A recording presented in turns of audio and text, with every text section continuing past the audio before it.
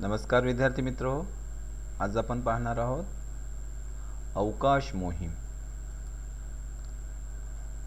या धड्यामध्ये आपल्याला पाहायचे आहे अवकाश मोहीम, कृत्रिम उपग्रह, कृत्रिम उपग्रहांचे वर्गीकरण, कृत्रिम उपग्रहांच्या भ्रमण कक्षा, उपग्रह प्रक्षेपक, पृथ्वीपासून दूर गेलेल्या अवकाश मोहिमा।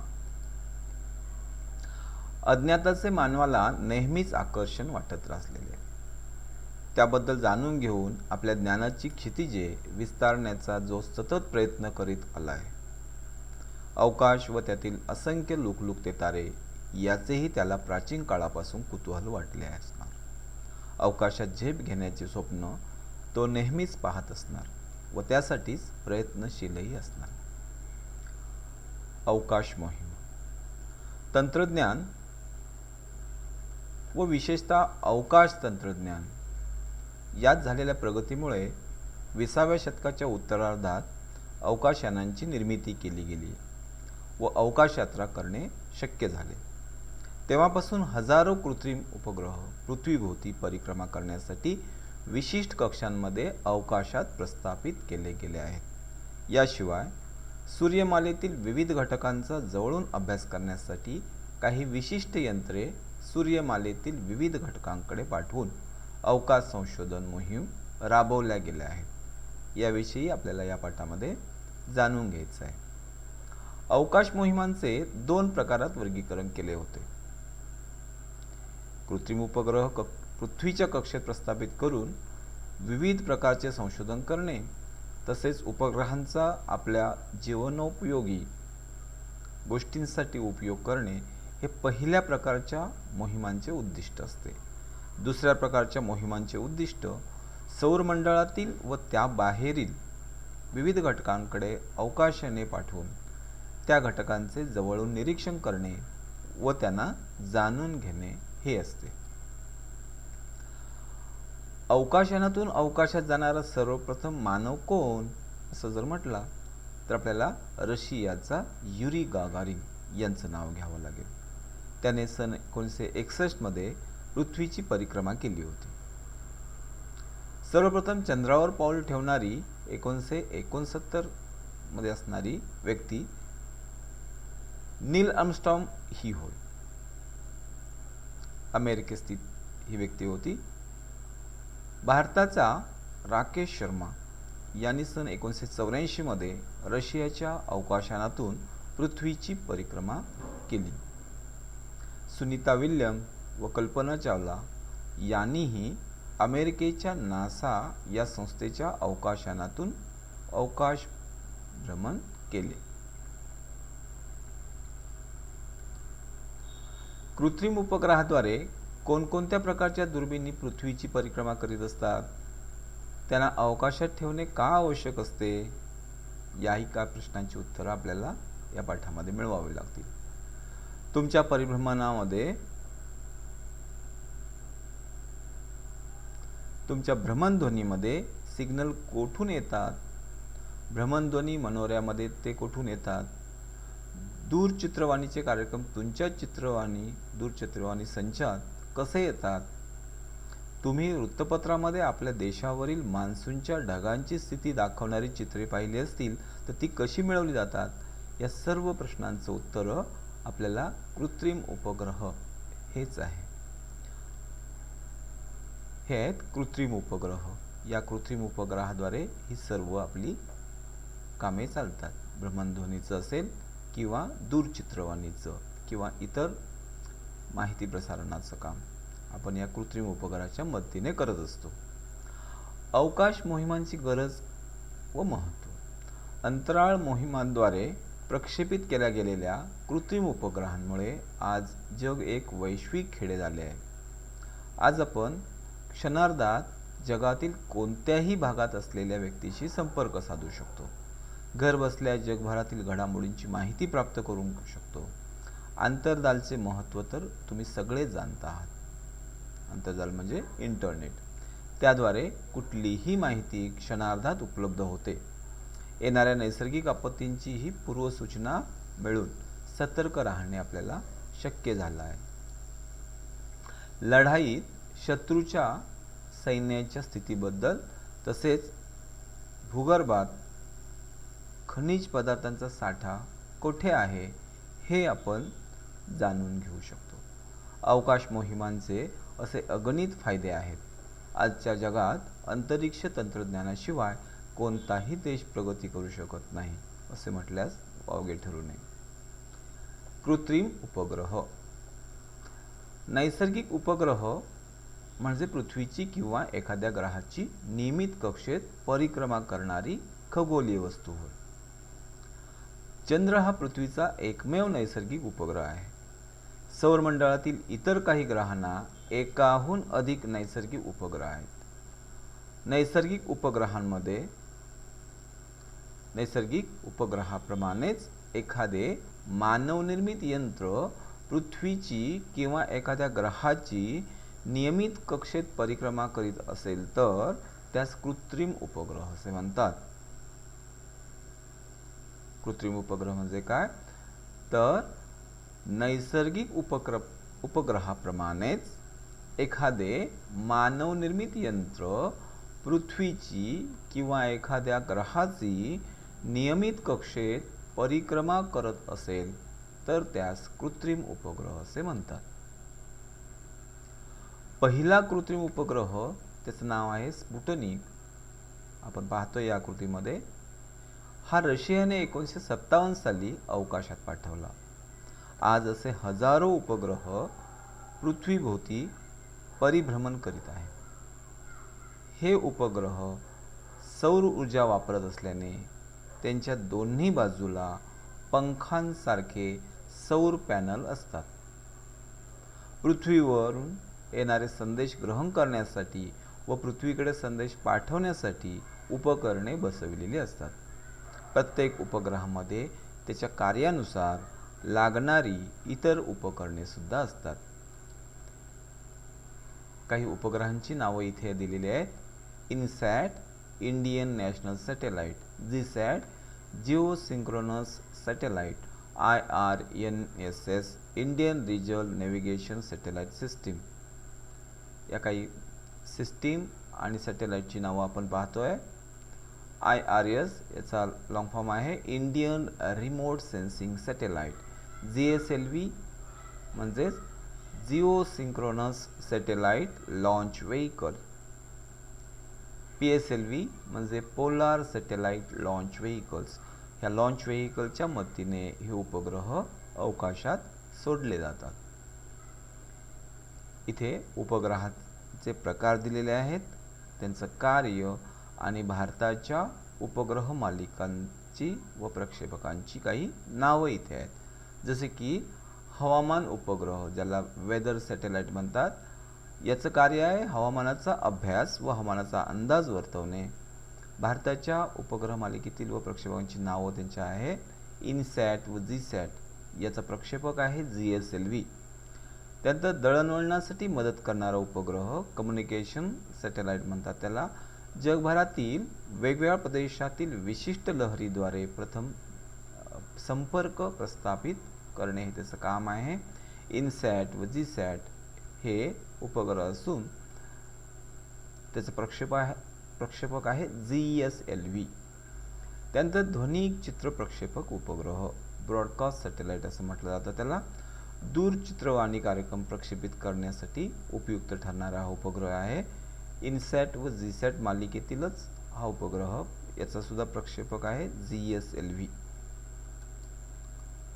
त्यानंतर दिशादर्शक उपग्रह नेव्हिगेशनल सॅटेलाइट म्हणतात. पृथ्वीवरील कुठल्याही ठिकाणाचे भौगोलिक स्थान म्हणजेच त्या स्थानाचे अत्यंत अचूक अक्षांश व रेखांश निश्चित करणे हे त्याचं काम आहे. IRNSS सिरीजमधला त्याचा प्रक्षेपक आहे PSLV. सैनिकी उपग्रह ज्याला मिलिटरी सॅटेलाइट म्हटलं जातं. संरक्षणाच्या दृष्टिकोनातून भूप्रदेशावरील माहिती संकलन करणे हे त्याचे कार्य आहे. त्यानंतर पृथ्वी निरीक्षक उपग्रह अर्थ ऑब्झर्वेशन सॅटेलाइट ज्याला म्हणतो. पृथ्वीच्या भूपृष्ठावरील जंगले, वाळवंटे, सागर, ध्रुवप्रदेशावरील बर्फ यांचा अभ्यास तसेच नैसर्गिक संसाधनाचा शोध व व्यवस्थापन, महापूर, ज्वालामुखी अशा अनेक आपत्तींमध्ये निरीक्षण व मार्गदर्शनासाठी याचा उपयोग होतो. IRS स्वरूपाचा हा उपग्रह, याचा प्रक्षेपक आहे PSLV. यानंतर पाहूया आपण कृत्रिम उपग्रहाच्या भ्रमण कक्षा. सर्व उपग्रह एकसारख्या कक्षांमध्ये पृथ्वीभोवती परिभ्रमण करत नाहीत. कृत्रिम उपग्रहाच्या भ्रमणकक्षेची भूपृष्ठापासूनची उंची किती असावी? भ्रमणकक्षा वर्तुळाकार असावी की लंबवर्तुळाकार असावी? विषुववृत्ताला समांतर असावी की विषुववृत्ताशी कोन करणारी असावी? या सर्व गोष्टी उपग्रहाच्या कार्यानुसार ठरत असतात. तर हा झाला पृथ्वीचा मध्य, त्यानुसार इथे उपग्रहाची ही एवढी उंची आहे आणि ही आली कक्षा. भूपृष्ठापासून विशिष्ट उंचीवर फिरते ठेवण्यासाठी उपग्रहाला उपग्रह प्रक्षेपकामार्फत त्या उंचीपर्यंत नेण्यात येते. त्यानंतर त्या उपग्रहाला त्याच्या निर्धारित कक्षेत प्रस्थापित करण्यासाठी कक्षेच्या स्पर्शरेषेच्या दिशेने विशिष्ट वेग वेलॉसिटी दिली जाते. हा वेग मिळताच उपग्रह पृथ्वीभोवती प्रदक्षिणा घालू लागतो. या वेगाचे सूत्र आपल्याला असे देता येईल: mv² अपॉन r. जर m वस्तुमानाचा उपग्रह पृथ्वीच्या केंद्रापासून r उंचीवर व भूपृष्ठापासून h उंचीवर vc या चालीने परिभ्रमण करत असेल तर त्यावर कार्य करणारे अभिकेंद्र बल जे आहे ते mvc² छेद r एवढे असेल. हे अभिकेंद्री बल जे आहे ते पृथ्वीचे गुरुत्व बल प्रदान करते. म्हणून अभिकेंद्री बल बरोबर पृथ्वी व उपग्रहावरील गुरुत्वीय बल असं आम्ही म्हणतो. या सूत्रानुसार आपल्याला Vc बरोबर वर्गमुळात gm छेद कॅपिटल R प्लस H. याच्यामध्ये g म्हणजे गुरुत्वीय स्थिरांक, m म्हणजे पृथ्वीचं वस्तुमान, r म्हणजे पृथ्वीची त्रिज्या, h म्हणजे उपग्रहाची पृष्ठभागापासूनची उंची आणि r अधिक h म्हणजेच उपग्रहाच्या भ्रमणकक्षेची त्रिज्या. या सूत्रावरून असे दिसून येते की विशिष्ट वेग Vc हा उपग्रहाच्या वस्तुमानावर अवलंबून नसतो. उपग्रहाची भूपृष्ठापासून उंची वाढत जाते तसा त्या उपग्रहाचा स्पर्शरेषेत असलेला वेग कमी होत जातो. भूपृष्ठापासून कृत्रिम उपग्रहांची भ्रमणकक्षांची उंची किती आहे त्यानुसार सर्वसाधारणपणे कक्षांचे वर्गीकरण केले जाते. याच्यामध्ये उच्च कक्षा म्हणजे भूपृष्ठापासून उंची 35,780 पेक्षा जास्त असेल तर त्याला उच्च कक्षा असे म्हणतो. भूपृष्ठापासून 35,780 किलोमीटर एवढ्या उंचीवर असलेल्या उपग्रहाला पृथ्वीभोवती प्रदक्षिणा पूर्ण करायला जवळपास 24 तास लागतात. आपल्याला माहिती आहे की पृथ्वीला सुद्धा स्वतःभोवती एक फेरी पूर्ण करण्यास 24 तास लागतात. या उपग्रहाची कक्षा जर विषुववृत्ताला समांतर असेल तर पृथ्वीला स्वतःभोवती परिवलन करण्यास लागणारा कालावधी व उपग्रहाला पृथ्वीभोवती परिभ्रमण करण्यास लागणारा कालावधी एकच असल्याने पृथ्वीच्या सापेक्ष हा उपग्रह अवकाशात जणू काही स्थिर आहे असा आपल्याला भास होतो. एकाच गतीने समांतर चालत असलेल्या वाहनातील प्रवाशांना जसं शेजारील वाहन स्थिर असल्याचा भास होतो तसेच इथे घडते. म्हणून अशा उपग्रहांना भूस्थिर उपग्रह असे म्हटले जाते. असे उपग्रह भूस्थिर असल्याने पृथ्वीच्या एकाच भागाचे सतत निरीक्षण करू शकतात. म्हणूनच हवामानशास्त्र, दूरध्वनी, दूरचित्रवाणी, आकाशवाणी यांच्या संदेशवहनामध्ये यांचा उपयोग होतो. त्यानंतर मध्यम कक्षा म्हणजेच भूपृष्ठापासून उंची साधारण 2000 किलोमीटर ते 35,780 किलोमीटर पर्यंत असलेले ज्या उपग्रह भ्रमणकक्षांची उंची भूपृष्ठापासून 2000 किलोमीटर ते 35,780 किलोमीटरच्या दरम्यान असते, अशा कक्षांना मध्यम कक्षा म्हणतात. भूस्थिर उपग्रह हे विषुववृत्ताच्या अगदी वर परिभ्रमण करतात. त्यामुळे उत्तर किंवा दक्षिण ध्रुवीय प्रदेशांचा अभ्यास करण्यासाठी ते फारसे उपयुक्त ठरत नाही. त्यासाठी मग ध्रुवीय प्रदेशावरून जाणाऱ्या लंबवर्तुळाकार मध्यम कक्षा वापरण्यात येतात. या कक्षांना ध्रुवीय कक्षा असे म्हणतात. या कक्षांमध्ये उपग्रह जवळपास 2 ते 24 तासात एक प्रदक्षिणा पूर्ण करतो. काही उपग्रह भूपृष्ठापासून जवळपास 20,200 किलोमीटर उंचीवर वर्तुळाकार कक्षेतून भ्रमण करतात. दिशादर्शक उपग्रह या कक्षांमध्ये भ्रमण करत असतात. त्यानंतर तिसरा एक प्रकार निम्न कक्षा, म्हणजे भूपृष्ठापासून उंची साधारण 180 किलोमीटर ते 2000 किलोमीटर या दरम्यान असलेले. ज्या उपग्रह भ्रमणकक्षांची भूपृष्ठापासून उंची 180 किलोमीटर ते 2000 किलोमीटर असते, अशा कक्षांना निम्न कक्षा असं म्हटलं जातं. शास्त्रीय प्रयोगांसाठी अथवा हवामान अभ्यासासाठी वापरले जाणारे उपग्रह निम्न कक्षांमध्ये भ्रमण करतात. त्यांच्या कक्षांच्या उंचीनुसार जवळपास 90 मिनिटात त्यांचे एक परिभ्रमण पूर्ण होते. आंतरराष्ट्रीय अवकाश स्थानक, इंटरनॅशनल स्पेस स्टेशन ज्याला म्हणतो आम्ही, हबल दुर्बीण हे सुद्धा याच प्रकारच्या कक्षांमध्ये परिभ्रमण करतात. यापूर्वीचा अभ्यास जो केला त्यावर आपल्याला असं म्हणता येईल, ही आहे सर्वात बाहेरील सर्वात उच्च कक्षा, ही आहे मध्यम कक्षा आणि ही आहे निम्न कक्षा. पुण्यातील COEP म्हणजेच कॉलेज ऑफ इंजिनिअरिंग पुणे या संस्थेतील विद्यार्थ्यांनी एक लहान उपग्रह तयार करून इस्रोच्या मार्फत तो 2016 साली अवकाशात पाठवला. या उपग्रहाचे नाव स्वयं असून वजन सुमारे 1 किलोग्रॅम त्याचे होते. तो पृथ्वीपासून 5 ते 15 किलोमीटर उंचीवर परिभ्रमण करीत आहे.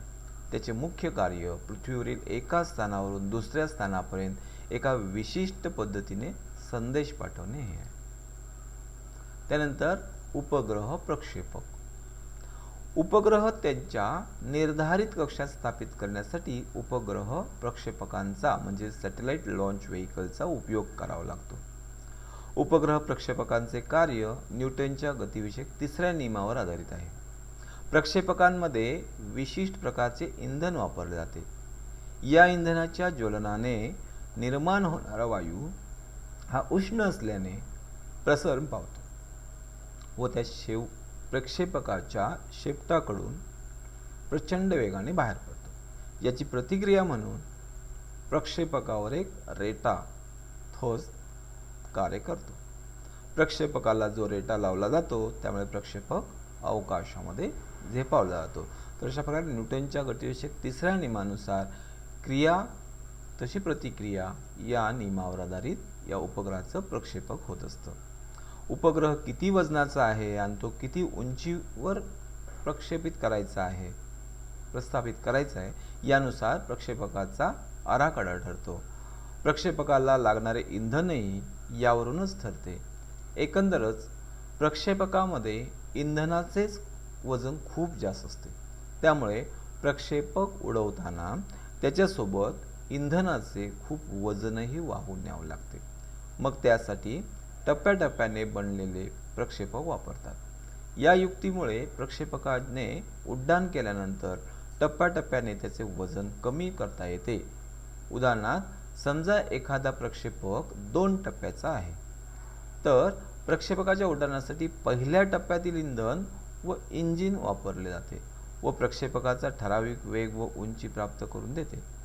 या पहिल्या टप्प्यातील इंधन संपले की इंधनाची रिकामी टाकी व इंजिन प्रक्षेपकापासून मुक्त होऊन खाली समुद्रात किंवा निर्जन जागी पडते. पहिल्या टप्प्यातील इंधन संपताच दुसऱ्या टप्प्यातील इंधन प्रज्वलित झालेले असते.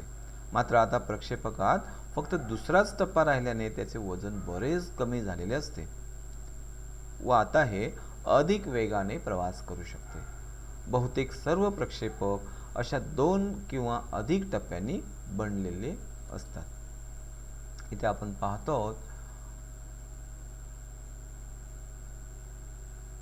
हा पहिला टप्पा दिसतोय तुम्हाला, घन इंधन जो आहे काम करणारा पहिला टप्पा, द्रव इंधनावर काम करणारा दुसरा टप्पा, त्यानंतर घन इंधनावर काम करणारा तिसरा टप्पा आणि द्रव इंधनावर काम करणारा चौथा टप्पा, अशा टप्प्याटप्प्यामध्ये या प्रक्षेपकाला बनवलेला आहे।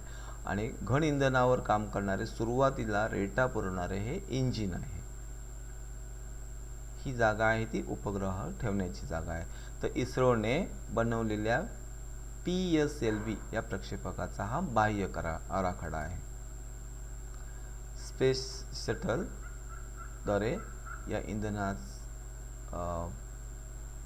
प्रक्षेपकामध्ये स्पेस शटल असते, त्याद्वारे ह्या उपग्रहांना सोडलं जातं। इंधन टाकी गळून पडण्याची जी क्रिया पहिल्या, दुसऱ्या, तिसऱ्या टप्प्यामध्ये इथे दाखवलेली आहे, जेणेकरून प्रक्षेपित झालेला उपग्रह एका कक्षेत स्थिर होतो व स्पेस शटल सुद्धा आता परत येण्यासाठी मिळवणारे काही प्रक्षेपक बनवलेले आहेत। प्रक्षेपक हे फार खर्चिक आहेत, कारण ते फक्त एकदाच वापरता येतात। त्यामुळे अमेरिकेने तयार केले आहे, ज्यात फक्त इंधनाची टाकी वाया जाते व बाकीचे सर्व भाग पृथ्वीवर परत येतात। हे पुन्हा पुन्हा वापरले जाऊ शकतात। दिवाळीच्या दिवसात उडणारे रॉकेट हे एक प्रकारचे प्रक्षेपकच आहे। या रॉकेटमधील इंधन त्याला जोडलेल्या वातीच्या सहाय्याने पेटवले जाते, तेव्हा हे रॉकेट प्रक्षेपकाप्रमाणे वर झेपावते। एखादा फुगा फुगवून सोडून दिल्यावर त्यातील हवा जोराने बाहेर जशी पडते व फुगा उलट दिशेने जसा ढकलला जातो तशीच ही क्रिया होते। ही क्रिया न्यूटनच्या गतिविषयक तिसऱ्या नियमावरच आधारित आहे। पृथ्वीपासून दूर गेलेल्या काही अवकाश मोहिमा। बहुतेक कृत्रिम उपग्रह आपल्या जीवनाला अधिकाधिक समृद्धी करण्यासाठी वापरले जातात, पण आपण मागील इयत्तेत काही कृत्रिम उपग्रहांवर ठेवलेल्या दुर्बिणीद्वारे विश्वातील विविध घटकांची अधिक माहिती कशी मिळवता येईल हे पाहिले होते। त्याचप्रमाणे काही अवकाश मोहिमा विश्वाविषयीचे आपले ज्ञान वाढवण्यासाठी राबवल्या जातात। यात अवकाशयाने सौरमंडळातील इतर घटकांकडे त्यांचे जवळून निरीक्षण करण्यासाठी वापरली जातात। अशा मोहिमातून नवीन माहिती समोर आली असून सूर्यमालेच्या उत्पत्ती व उत्क्रांतीला समजून घेण्याची प्रगती झाली आहे। अशा मोहिमांसाठी अवकाशयाने पृथ्वीच्या गुरुत्वीय बलापासून मुक्त होऊन अंतराळात प्रवेश करू शकली पाहिजेत। आपण गुरुत्वाकर्षण या पाठामध्ये शिकलो आहोत की असे होण्यासाठी एखाद्या वस्तूचा सुरुवातीचा म्हणजेच पृथ्वीच्या पृष्ठभागावरील वेग हा पृथ्वीच्या मुक्ती वेगाहून म्हणजे एस्केप व्हेलॉसिटीहून अधिक असणे आवश्यक असते। इथे ग्रहावरील मुक्ती वेग कसा काढला जातो याचं सूत्र दिलेलं आहे। इथे मुक्ती वेग म्हणजे escape velocity equal to the root of 2gm/r असं सूत्र दिलं आहे। याच्यामध्ये g म्हणजे गुरुत्व स्थिरांक, m म्हणजे ग्रहाचं वस्तुमान आहे आणि r म्हणजे ग्रहाची त्रिज्या। या एस्केप व्हेलॉसिटीचं उत्तर येतं आहे 11.18 किलोमीटर पर सेकंड। म्हणजेच पृथ्वीच्या गुरुत्वाकर्षण बलापासून मुक्त करून एखादे यान अंतराळात प्रवासासाठी पाठवायचे असल्यास त्या प्रक्षेपकाची गती कमीत कमी 11.2 किलोमीटर प्रति सेकंद एवढी असणे आवश्यक आहे। सूर्यमालेतील आपल्या सर्वात जवळचा घटक म्हणजे चंद्र होय। चंद्रापासून आपल्यापर्यंत प्रकाश पोहोचण्यास 1 सेकंद कालावधी लागतो। म्हणजेच प्रकाशाच्या वेगाने यात्रा केल्यास आपण 1 सेकंदात चंद्रावर पोहोचू शकतो, परंतु आपल्या अवकाशयानांचा वेग प्रकाशाच्या वेगाहून कमी असल्याने त्यांना चंद्रावर पोहोचण्यास जास्त वेळ लागतो। एखाद्या अंतराळयानात चंद्रापर्यंत पोहोचण्यास लागलेला सगळ्यात कमीत कमी वेळ 8 तास 36 मिनिटे इतका आहे. चंद्र मोहिमा. चंद्र आपल्या सर्वात जवळची खगोलीय वस्तू असल्याने सूर्यमालेतील घटकांकडे पाठवलेल्या मोहिमांमध्ये चंद्र मोहिमा या सर्वात पहिल्या अंतराळ मोहिमा होत्या.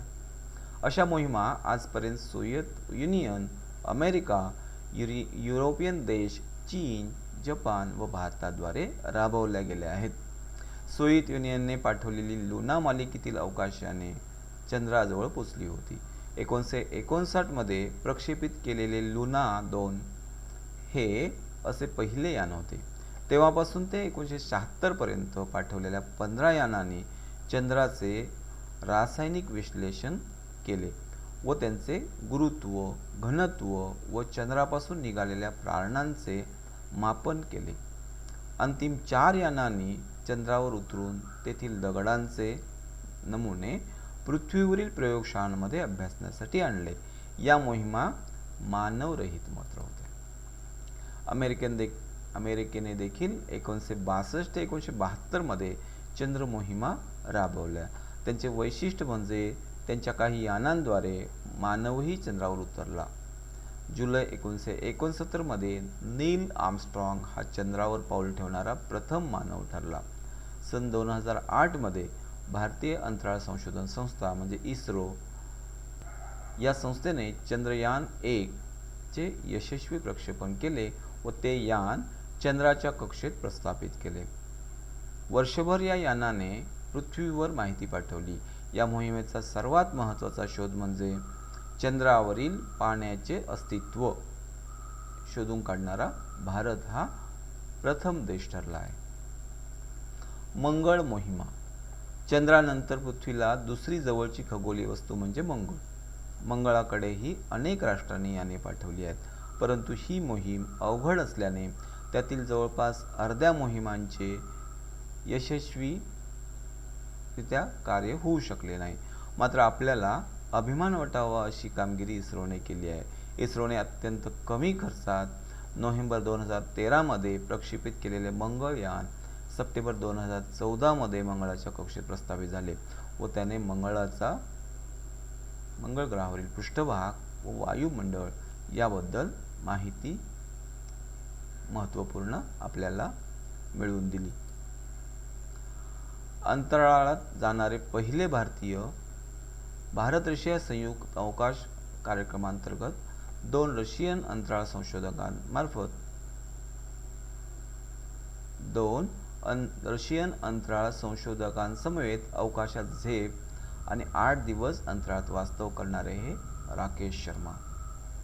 कल्पना चावला पंजाबमधून एरोनॉटिक्सची अभियांत्रिकी पदवी व 1988 मध्ये कोलोराडो विद्यापीठातून डॉक्टरेट असे शिक्षण घेऊन संशोधन मोहिमेदरम्यान 336 तास अंतराळात.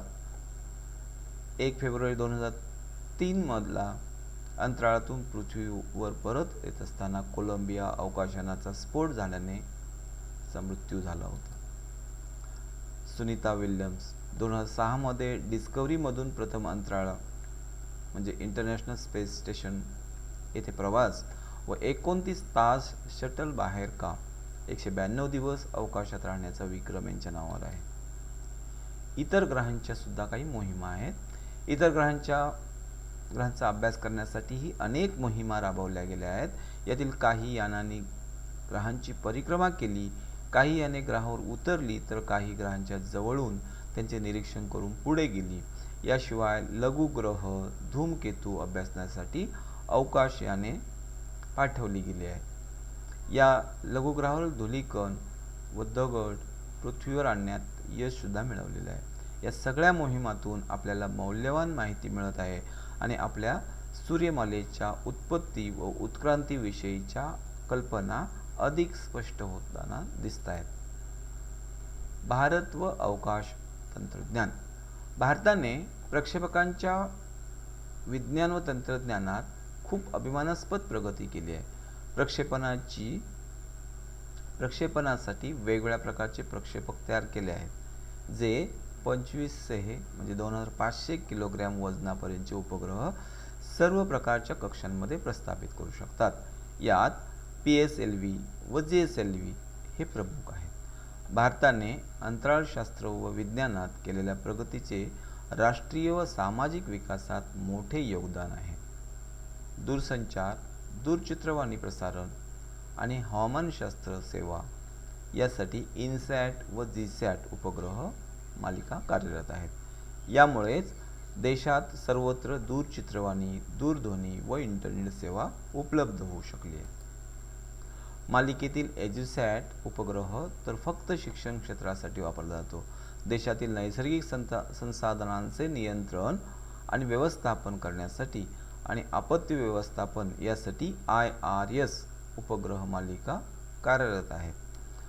पृथ्वीवरील कुठल्याही ठिकाणाचे भौगोलिक स्थान म्हणजे त्या स्थानाचे अत्यंत अचूक अक्षांश व रेखांश निश्चित करण्यासाठी IRNSS ही उपग्रह मालिका प्रस्थापित केली आहे.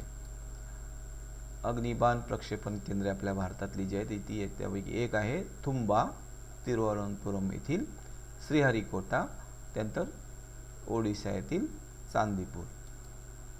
अवकाश संशोधन संस्था जे आपल्या आहेत त्याच्यामध्ये एक विक्रम साराभाई अवकाश संशोधन केंद्र तिरुवनंतपुरम, सतीश धवन अंतराळ संशोधन केंद्र श्रीहरिकोटा आणि स्पेस ॲप्लिकेशन सेंटर अहमदाबाद यांचा समावेश होतो. विक्रम साराभाई यांना भारतीय अंतराळ कार्यक्रमाचे जनक म्हटले जाते. त्यांच्या प्रयत्नातून फिजिकल रिसर्च लॅबोरेटरी PRL या संस्थेची स्थापना करण्यात आली. 1962 साली भारत सरकारने त्यांच्या अध्यक्षतेखाली भारतीय अंतराळ संशोधन समितीची स्थापना करून 1963 साली देशातील पहिले उपग्रह प्रक्षेपण केंद्र थुंबा येथे स्थापन केले गेले. त्यांच्या प्रयत्नातूनच भारताचा पहिला उपग्रह आर्यभट्ट अंतराळात सोडला होता. भारतीय अंतराळ संशोधन संस्थेच्या म्हणजे इस्रोच्या स्थापनेत त्यांचा महत्त्वाचे योगदान आहे. अवकाशातील कचरा व त्याचे व्यवस्थापन. कृत्रिम उपग्रहाबरोबरच इतर मानवनिर्मित वस्तू पृथ्वीभोवती परिभ्रमण करीत आहेत. यात आता कार्यशील नसलेले उपग्रह, प्रक्षेपणाच्या वेळी सुटे झालेले प्रक्षेपकांचे भाग व एखादा उपग्रह दुसऱ्या एखाद्या उपग्रहावर किंवा अवकाशातील इतर वस्तूवर आदळल्यामुळे निर्माण होणारे तुकडे अशा सर्व वस्तूंचा यात समावेश होतो. 2016च्या एका अंदाजाप्रमाणे अशा निरुपयोगी वस्तूंचे 1 सेंटीमीटरहून जास्त लांबीचे 2 कोटी तुकडे पृथ्वीभोवती परिभ्रमण करत आहेत. हे सगळे म्हणजे अवकाशातील कचराच होय. हा कचरा कृत्रिम उपग्रहासाठी धोक्याचा ठरू शकतो. उपग्रहावर व इतर अवकाशयानांवर आदळून तो त्यांना हानी पोचवू शकतो. हा कचरा दिवसेंदिवस वाढत चालला आहे. लवकरच यामुळे नवीन अवकाशयानांचे प्रक्षेपण करणे कठीण होऊन बसेल. त्यामुळे या कचऱ्याचे व्यवस्थापन करणे गरजेचे आहे. या दृष्टीने काही पद्धतींचे अध्ययन व काही प्रयोग करण्यात येत आहेत.